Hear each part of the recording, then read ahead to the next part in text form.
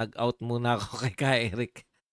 Magandang araw sa atin lahat mga kababayan, saan man panig kayo ng daigdig naron. Dito na naman tayo sa another episode ng ating vlogs, Badong Ratelis po. Pag-uusapan natin ngayon, ito po, no, Lacson, tuluyan na po nag-resign kasi kahapon, kanina lang kinakantsawan natin na wala naman, panay forma lang. Etong nagaganap sa Senado ay para delay-delay tactics lang lahat, no? Para po magtuloy-tuloy pa rin. Akala natin di seryoso si Lacson. Ngayon, sineryoso niya na po ang pagre-resign. Mabuti naman. Okay. Pag-usapan din po natin, ito po, no, yung ICI. Ngayon ko lang po kasi talagang hindi ko po alam talaga, no, yung kalakaran po. Sa korte po pala, ayon mismo sa dating Supreme Court, kung yung korte nga po ay open sa public, pwera lang po yung medyo maseselan, no? Eto pong ICI na iniimbestigahan po ay malaking katiwalian. Bakit po inililihim? So tingin po natin ito po ay malaking anomalya. Gumawa na naman po ng anomalya itong gobyernong ito para pagtakpan, no? Pagtakpan itong talagang malaking-malaki pong anomalya sa Pilipinas. Sanay na sanay po etong gobyerno na 'to buhat nung nagsimula wala pong nalulutas na problema, natatabunan lang po ang mga problema. Eto pong ICI, wala po, hindi po nila sa tingin natin hindi po nila, tutugunan ang problema ng korapsyon kung hindi pagtatakpan na naman. Yung papatungan na naman ng another, maghihintay lang, delaying tactics. Habang ang mga tulay natin, pang-ilan na pong tulay ang bumagsak sa panahon ni Marcos. Eto po, yung San Juanico, hindi ko po alam kung nadadaanan na. Tapos may tulay po dito na nag-inaugurate sa panahon na ni Marcos, bagsak agad. Nakalimutan ko na yung tulay na yun eh. Yung nag-inaugurate si Marcos, bagsak agad. Tapos eto, may panibago na naman pong tulay. Habang pong na may nasasaktan ng mga tao sa baha ngayon sa mga pagbagsak ng tulay. Tama po yung sa Cagayan. Tama po yan na 1974 pa po yan. Pero hindi po yan ang usapin eh. May maintenance po yan. Lahat po ng mga public works natin ay pinopondohan po yan to maintain, no? Kaya po magtataka kayo, hindi po yung nasira eh. Sanay na po tayo. Meron na sisiran tulay, ginagawa. Ito po lagi bagsak agad, no? Grabe. So ibig sabihin, talagang yung maintenance na mga budget sa maintenance para dito sa mga tulay na to, saan na pupunta po yan? Alam nyo na, may ideya na po kayo eh. Ah, kung yung mga ano nga po, tama po yun, pwedeng maghugas kamay. Hanggang hugas kamay lang po ba tayo, Mr. President? Ha? Lahat na lang po ba paghugasan natin ng kamay? Ayon nga po kay Anjo Iliana, ito po ang pinakamalinis na presidente. Si President Bongbong Marcos po ang pinakamalinis na presidente ng Pilipinas. Dahil po, lagi pong naghuhugas ng kamay sa lahat po. No? Okay. Talagang anomalya lang po to, itong ICI na to. Wala na po tayong aasahan dito dahil anomalya. Panay anomalya lang po. Pati po tong ICI mismo ay anomalya lang din po ito. Anomalya lang po to ng pagtatakip. Alam nyo po, paulit-ulit na ako rito na ang gobyerno natin ay nasanay na sa art of diversion, no? Wala pong nalutas. Isipin nyo po, ano po ang mga pinakaunang problema? Problema po ng mga pagtaas ng presyo ng agricultural products. Bilib ka po rito sa ating Pangulo eh. No? Binabanatan niya po yung mga pangunahing problema ng bansa. Ginagawa niya pong issue, no? Bakit isa lang yung nagsasalita? Bakit si ano na lang nagsasalita? ginagawa lang po niyang issue sa SONA. Kunwari po, may malaking problema ngayon. Gagawin niya lang po yan. Babanatan niya lang po sa SONA. For the sake, alam niyo po, ang ibig sabihin po ng SONA is State of the Nation Address. Ngayon, sa husay po ni Pangulong Marcos, no? Ibig sabihin, dapat sa SONA, ang pinaka laman po ng mga SONA, dapat po ay itong mga accomplishment ni Pangulong Marcos. Accomplishment, ha? Ayan, kaya nga po, pero mula pa po ng unang SONA, inatake niya po, no? Yung pinaka-popular na SONA niya, inatake niya. At that time, mataas po ang presyo ng agricultural products. Wala pong nalutas diyan dahil yung tatlong pangunahing problema po ng pagtaas ng presyo ng bilihin, hindi niya po kayang lutasin. Pero alam niya po kung ano po yung pangunahing problema. Binabalik ko lang po para ipakita po sa inyo na etong gobyerno na to talagang wala po sa balak na manglutas ng problema. Ano po ang pangunahing problema daw ayon kay BBM? Ibalik-balik lang po natin. Panahon na para wag na tayong pabudol dito sa paulit-ulit na lang pambubudol. Ang mga pinagmamalaki niyang problema sa pagtaas ng presyo ng agricultural products ay smuggling, smugglers, hoarders, and price manipulators. Kaya hahabulin daw. Yan po sinabi niya sa SONA. Meron po bang napakulong na big time smuggler, hoarders, at saka price manipulators? Wala na lang, natabunan na lang po ng iba pang problema. So kada po may problema, naghihintay lang po. Ang ating pong gobyerno ay just buying time. Naghihintay lang po ng oras na mayroon na naman po susulpot na mas malaking problema na matatabunan na naman po ang dating problema na hindi pa po nalulutas. Di po ba? May problema tayo dito sa involve yung kasama, di umano, ng First Lady, doon sa Amerika, itong napabalitang na overdose na anak ng isang oligarko, anak o apo ng isang oligarko. Ano po nangyari? Tinabunan lang po ng mas panibagong problema. Kung hindi man po may problemang dumating, nagkikreate po sila ng panibagong pag-uusapan.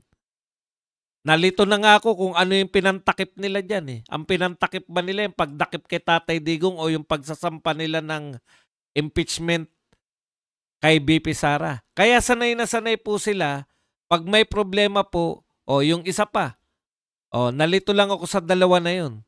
Yung malaking problema ng budget ng 2025 na ngayon natin natutuklasan lahat, na ngayon bumabalik sa atin, ang laki pala talaga ng problema ng insertion. Yan po yung tinatalakay nun, mainit na mainit. Yung mga posibleng paglabag. Tinabunan lang po ng panibagong problema ng pagdadakip kay Tatay Digong. Hindi ko na nga po matandaan kung yung pagsasampa ng isa po dyan kung yung pagdakip kay Tatay Digong, yan po yung problemang itinapal sa problema dati, tatapalan ng panibagong problema. Ganyan lang po tayo. Wala po talagang nalulutas. No? Tapos eto na naman po, paalala ko lang, kailan lang po siya nagsalita? July pa po nagsalita ang ating Pangulo.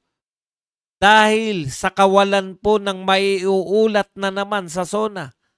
Wala po siyang accomplishment sa SONA.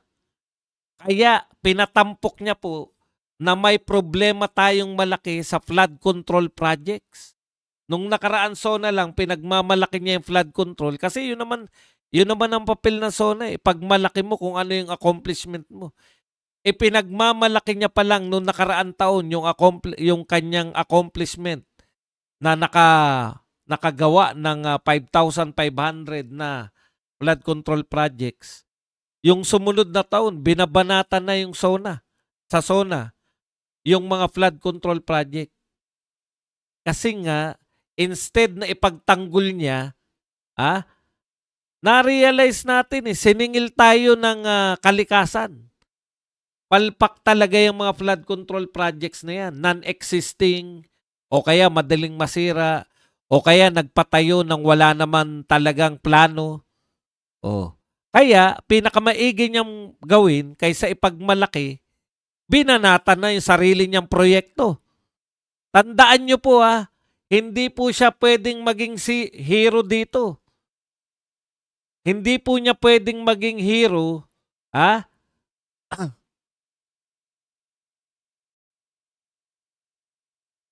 dito dahil proyekto niya po yung binabanatan niya. Pakinggan po muna natin si Chavit Singson para po mas maliwanagan tayo.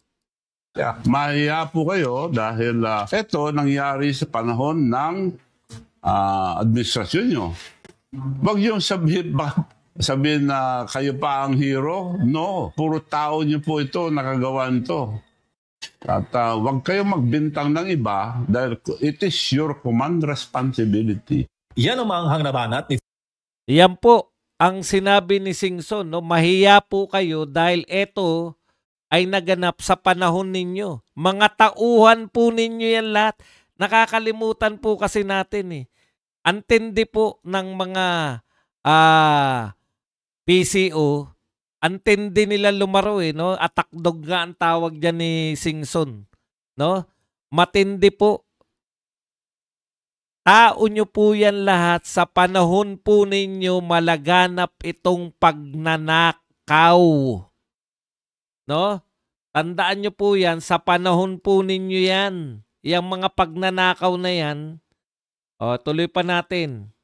Sa gitna ng anomalya sa flood control at national budget. Sa eksklusibong panayam ng SMNA News sa mismong tahanan ni Singson, sinabi nito na command responsibility ng isang presidente kung anumang nangyayaring issue sa kanyang administrasyon. Matatandaan na sa kanyang 2025 State of the Nation Address, kinundina ni President Marcos ang korupsyon sa flood control sa kanyang termino at pinagsabihang mahiya naman ang mga sangkot dito. Ngunit para sa negosyante, hindi sapat ang pronouncements dahil dapat may maipakulong. Kinundina naman niya ang planong pagpapahinto ng flood control probe sa Senado. Ayun, hinto na. Wala pa na demanda. So, niloloko lang po tayo. Sa madaling salita, huwag tayong pumayag na paloko itong gobyerno na nanloloko sa atin. Demanda nyo ako kung gusto nyo, okay lang. Pakulong nyo ako, okay lang. Binalikan naman. Okay, nakita nyo naman po, no? Niloloko lang tayo. No? Sinabi niya na mahiya naman kayo. Mga tauhan niya, walang command responsibility, niloloko lang tayo. Ang linaw po ng sinabi ni Singson, no? Niloloko lang tayo. Okay, pakinggan pa uli natin. Ano ba ang ating kababayan? Panahon ng martial law, ano nangyari? Basahin nyo na lang history. Tapos napatalsik yung Marcos Sr. Akala ko, nung tumulong ako dito sa Marcos Jr., ayusin ang pangalan nila. Hindi, mas grabe pa. Nauna ng binanatan. Ayan po, no? Akala daw ni Singson, kaya tinulungan niya si Marcos ay dahil gusto nitong linisin yung pangalan niya. No? Pero mas malala pa ang korupsyon. Kasi po, totoo naman yun, lahat po ng may edad. Alam naman po lahat na Guinness Book of World Record pa yan. Thank you very much kay Lulu sa $2 na pangkape. Yan, Guinness Book of World Record pa po na pinakamalakas mangurakot itong mag-asawang Marcos at Imelda Marcos. Imelda Romualdez Marcos, no? Kaya po, ito po ang katotohanan, niloloko lang po tayo nito. Sila po ang may kagagawan nito, gustong palabasin pa si BBM na siya pa yung hero, pero ang katotohanan, ayaw naman pong ituloy kahit yung Senate lang. Sa totoo lang po, wala naman po tayong hangad dyan. Wala po tayong hangad dyan sa ICI na yan. Wala tayong hangad doon sa approve nila sa mismo nga yung kanilang bagong speaker, no? Si Speaker D. Ano po sabi? Wag na nating ituloy ang investigasyon na yan. Ipaubaya na natin sa ICI yan. Total, wala naman tiwala sa atin yung tao. Alam niyo po, yun po ang pinaka masamang sinabi ng isang pinuno, no? Inamin mo na walang tiwala sa inyo yung tao. Ang pinakamaganda mong gawin, manawagan ka na mag-resign na kayo lahat. Wala palang tiwala sa inyo tao. At alam nyo na walang tiwala. Ngayon, dahil walang tiwala sa inyo ang tao, dapat ang susunod nun, kaya pag-igihan natin to, no? Wala tayong sasantuhin kahit mga congressman kung involved. Hindi eh. Ipatigil na natin tong trabaho natin kasi wala naman tiwala sa atin yung tao. Lalong magwawalan ng tiwala sa inyo. Ipinasa nyo lang yung trabaho ng pag-iimbestiga sa korupsyon sa gobyerno. Ipinasa nyo lang yung trabaho dito sa dito po sa mga ICI. Nasa kasalukuyan, eto po, siguro ako pa lang yung magsasabi nito. Nakikita na natin ngayon, lumalabas na po na pinakamalaking anomalya. Ito po yung pantakip nila sa anomalya na ang nagbukas din. Gobyerno po ni BBM ang may malaking problema ng flood control project. Di po ba?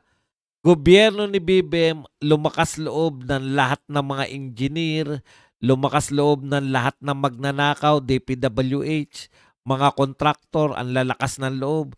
Yung mga congressman, ang lalakas ng loob.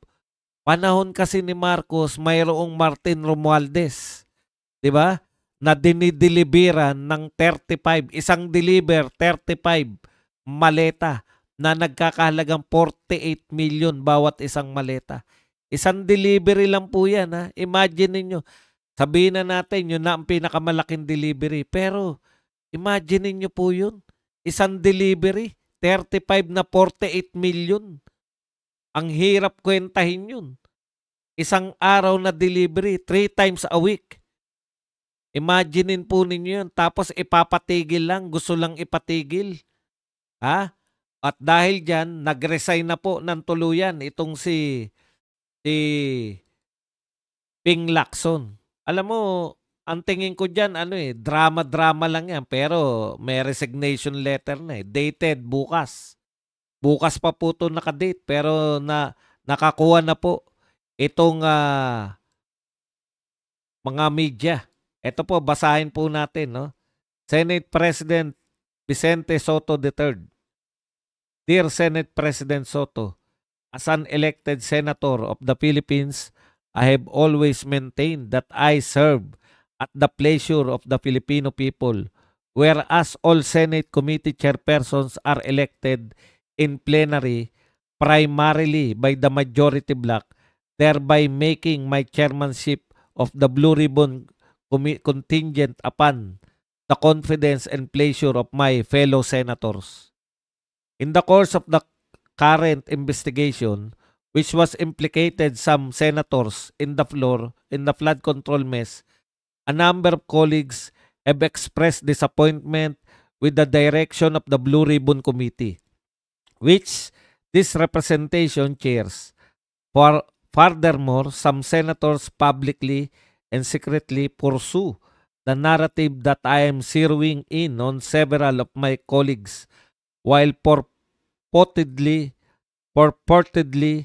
protecting those members of the lower house perceived to be the principal actors in the budget anomalies related to the substandard and ghost flood control projects. Nothing could be farther from the truth. The narrative is categorically false. These misrepresentations are being floated mostly by critics opposed to our efforts to get to the bottom of the flood control anomalies. We go where the evidence leads us, not the noise coming from highly partisan political persuasions. To all my colleagues, let me reiterate, there are no political considerations in any and all of my action related to my handling of the committee hearings. and other related activities. Truth is, I do not need to amass political capital, much less at the expense of anybody, because I entertain no further political plans after my term ends in 2031. Having said all that, I hereby tender my resignation as chairman of the Committee of Accountability of Public Officers and Investigations, otherwise known as Blue Ribbon Committee. Ayan po, formal na po. Pero magtataka ka, no? Napilitan lang ba si Lacson? O napilitan lang ba yung Senado na tanggalin na si Lacson? Ang tingin ko po, no? Ito po ay panibago na naman kasi sa totoo lang, wala naman po talagang direksyon eh. Una, natutuwa po ako, no? Natutuwa po ako na si Lacson ay nag-resign na. Bakit? Taliwas po sa gustong palabasin nitong 2,000 ng pinakatutang Senate President na nakita natin. Siya lang po ang tanging Senate President na talagang bukang bibig. Bukang bibig yung Speaker of the House, bukang bibig DOJ, bukang bibig alam niyo po, never pa po na mag-consider yung Senado. Ang Senado po, sa totoo lang, ang Senado po ang pinaka matatapang. Sa lahat po ng Senado, ito lang po ang according, kasi request ni Speaker, kasi hinihintay pa natin yung DOJ, kasi hiniram. Kanina po, nakikinig ako kay 2,000, no? Yung sinasabi niya po na yung pinagmamalaki niya pa, nasa atin pa, hawak pa natin si Diskaya, sila Bryce Hernandez, sila Alcantara, hawak pa daw ng Senado. O di parang kasi under contempt sila. Akala ko naman ang pinagmamalaki niya, yung Senate as ano kasi, no? May sarili kami naman dito, hindi naman kami nadidiktahan. O akalain niyo yung susunod na statement niya. Para po ito, para kung kinakailanganin sila ng ICI, ay maibibigay natin agad. Kung kinakailangan sila ng NBI, ngayon lang po ako nakakita ng Senate President. Kaya tama po yung sinasabi ni Marcoleta eh. Ano ba ang Senate Blue Ribbon Committee? Kayo po ba ay taga-imbestiga ng ICI? Kayo po ba ay taga-imbestiga ng DOJ? Kayo po ba ay taga-imbestiga ng NBI? Baliktad eh. No? Baliktad po talaga.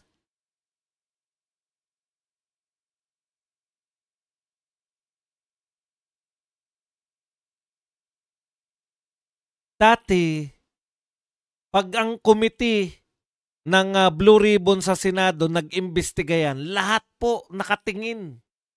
Dahil yan po ang pinakamatinong investigasyon.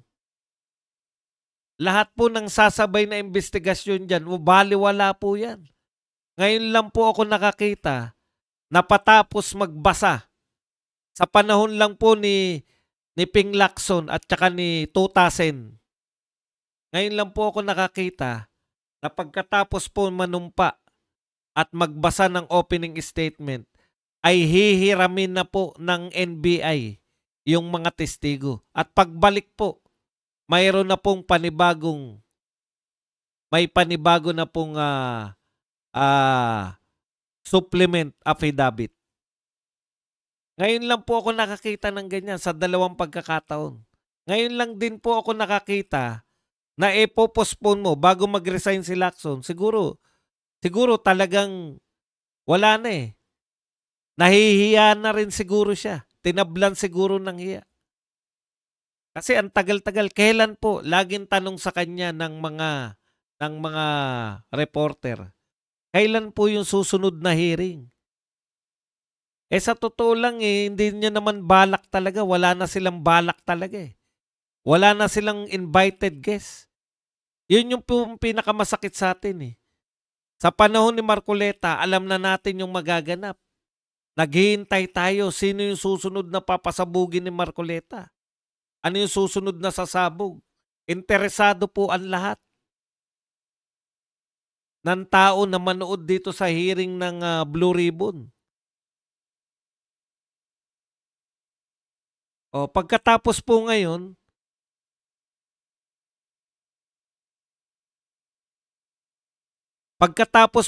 ang sinasabi na po,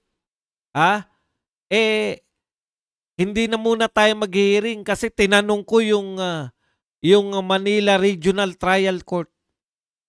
Regional Trial Court lang sa Manila, sa Maynila lang po, hindi po sa NCR. Sa Maynila lang po. Tinanong daw niya kung naayos na ba yung problema ng notaryo.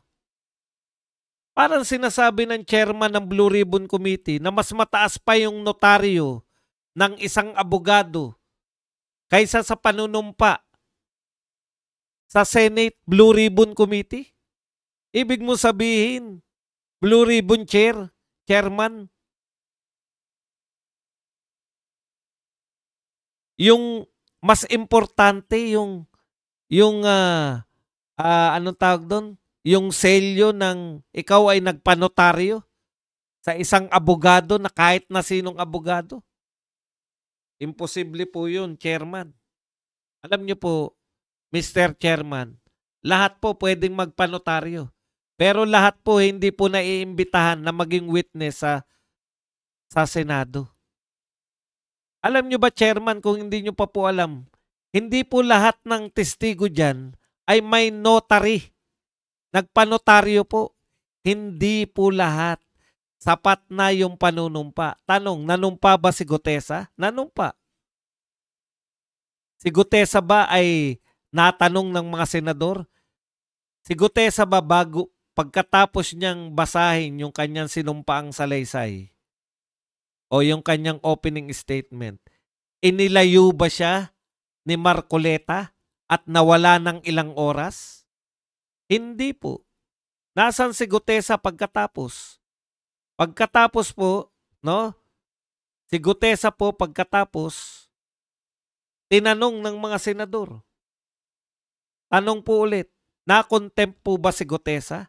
Hindi po. Ibig sabihin, wala ni isang senador na nagduda sa kanya. Ibig sabihin ba nasagot niya yung mga katanungan ng senador? Opo. Nasagot niya ba ng walang nagdudang senador? Opo. Kasi kung may nagduda pong senador at napatunayan na siya, napaghinalaan na siya ay nagsisinungaling, iko-contempt po siya. Oh. Tapos ngayon sasabihin mo na hindi nyo ang pinapollow up mo sa Manila Regional Trial Court kung nasampahan na ba ng kung ano man. Yun yung problema natin. Di po ba? Yun yung nagiging problema po natin dito sa Senate Blue Ribbon Committee. Kinuha ninyo kay Marcoleta, ang sabi nyo pa, walang direksyon. Di ba? Para maitama yung direksyon na tinutungo. Yan yung mga dialogue nyo, kaya nagagalit si Marcoleta. Ngayon, sino po ang tunay na walang direksyon? Wala na nga kayong line-up na iimbestigahan eh. O kasi hindi naman po yan ang purpose ninyo. Ang purpose nyo po, mag-imbestiga lang kunwari habang wala pa yung ICI. Ngayon pag may ICI na, ititigil nyo na para ICI na. O, tapos makakalimutan na lahat ng magtatanong, may ICI po tayo. Igalang po natin yung proseso ng batas. Igalang po natin yung due process. O ano po sinasabi ni Pangulong Marcos ngayon? We want tight. Ang kinakailangan po natin ay hindi tayo magmadali. Kung hindi, yung mga kaso natin ay sigurado para hindi tayo malusutan. Yung hindi po natin pagmamadali, nakalusot na po ang lahat. Kaya pupunta tayo rito sa ICI. Kaya ang pangunahin po nilang palusot ngayon, diversion, at pangunahin po nilang pantakas dito po sa nalantad na sa lahat na malawakang anomalya, ito pong ICI. Kaya ang pinakamalaking anomalya sa tingin ko po ay itong ICI. Bakit? Lahat po yan, ang sasabihin na yan lahat yan, may nag-iimbestiga na. Let the due process of law find its course. May nag-iimbestiga na po. Hayaan na po natin. At syempre pa, lahat po ng mga maiingay, nakakampi rin naman nila, katulad nila Hontiveros, hindi naman po babanatan niya si Martin Romualdez. Ngayon nga po, na-realize po nila yung pagkakamali nila na pag diniin mo pala si Saldico, hindi po pwedeng hindi madamay si Romualdez. Kaya ngayon, maski si Saldico, hindi na rin po nila idinidiin. Tahimik na rin po sila. Ano na po ngayon ang dialogue ng lahat? Hintayin na lang po natin yung ICI. Hintayin na po natin magtrabaho yung ICI. Kaya po ginawa yan para sila po ang lahat. Anong ginawa yan para sila lahat? Kaya ginawa ang ICI para maghintay na lang nga kami. Para may lusot na kayo. O, gumawa na kami ng paraan. Hero si Marcos. Hindi nyo pwedeng sabing involved dyan si Marcos. Bakit niya yung paiimbestigahan? Ayan yung dialogue ni Anticler eh. Paiimbestigahan ba ni BBM yan kung involved siya? Eh, hero pala siya. Ilan na po ba nakulong? Ay, syempre, matagal yan kasi due process yan eh. Kay Tatay Digong po, may due process ba kayong sinabi? Sinabi nyo ba kay Tore, Tore, wag ka masyadong mabilis dyan. Hayaan mo yan, may due process tayo. Pauwiin mo muna yan sa Davao at may abogado. Wala naman po kayong sinasabing due process nung si Tatay Digong eh.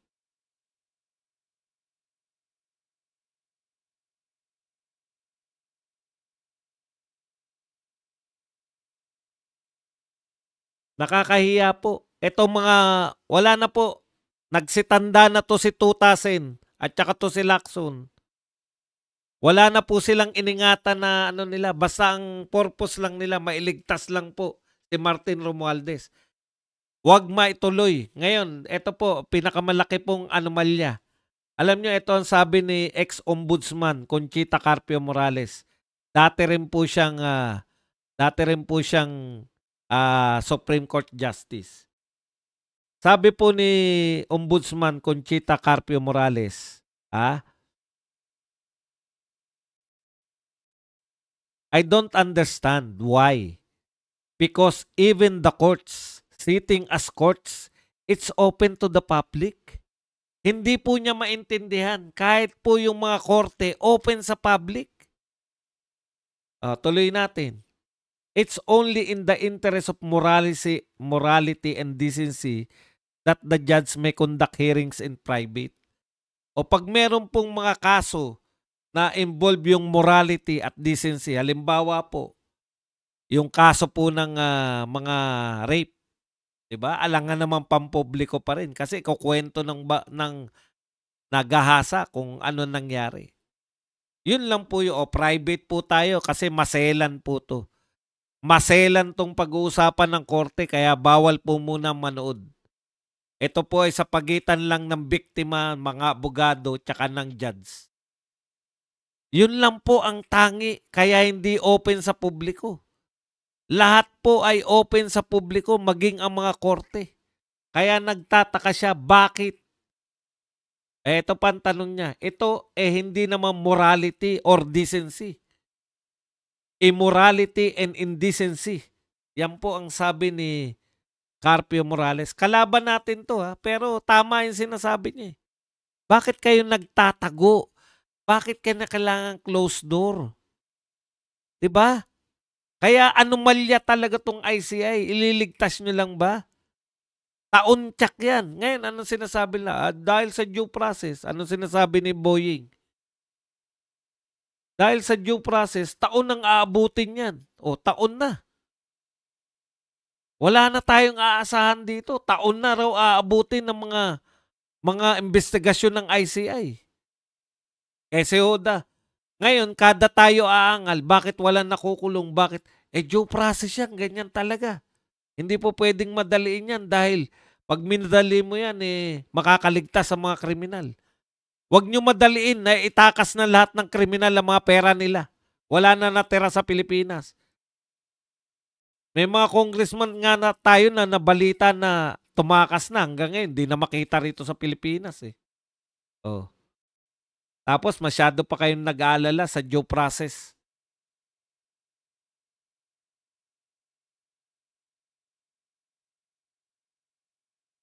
Nakakahiya po kayo. Yung korte nga. Ito po, the mere fact that Congress or the Senate conducts hearing openly does not make them trial by publicity. Yan kasi yung sinasabi nila, trial by publicity. Iniiwasan daw yung trial by publicity. Saan nyo po gusto i-trial? Hindi na po pwedeng hindi makialam ang publiko dahil ang publiko po nasaksiyan na namin, nakita na namin, ganyan pala kayo kakapal. Biruin nyo, kotong lang po yun, yung 35.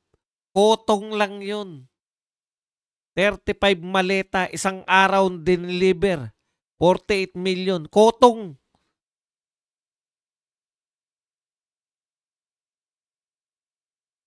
Does not make them trial by publicity because people who will decide will be the ICI people, but their decision will only be recommendatory.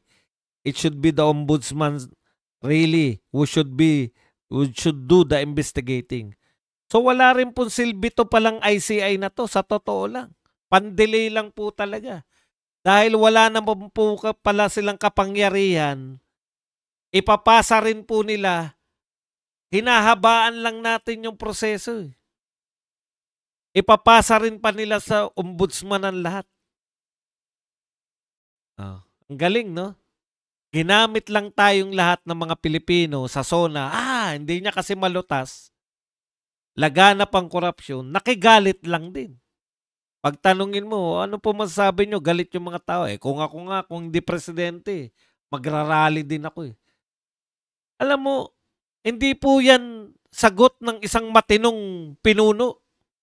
Ang isang matinong pinuno, nilulutas yung mga suliranin. Hindi po yung, kung ako nga, hindi presidente, magrarally din ako eh. Pucha. Rally na lang pala kami. Ganun pala. Ini-encourage nyo pala. Okay lang po manawagan yung pangkaraniwang tao ng rally kasi karapatan niya ng pangkaraniwang tao eh. Pero kung ang solusyon po ng presidente ng Pilipinas ay mag-rally kayo, wala na mangyayari sa atin. Kaya nga kay binoto para lutasin yung mga problema ng Pilipinas eh. Tapos sasabihin nyo, mag-rally lang kayo. Talagang ganyan ang buhay. May galit kayo, mag-rally kayo. Anak ng tinapay. Yan lang po ang ating topic. Pwede na po kayong magtanong, pwede po kayong magbigay ng reaksyon at higit sa lahat, pwede po kayong magpakape. Pwede nyo pong gawin ang lahat.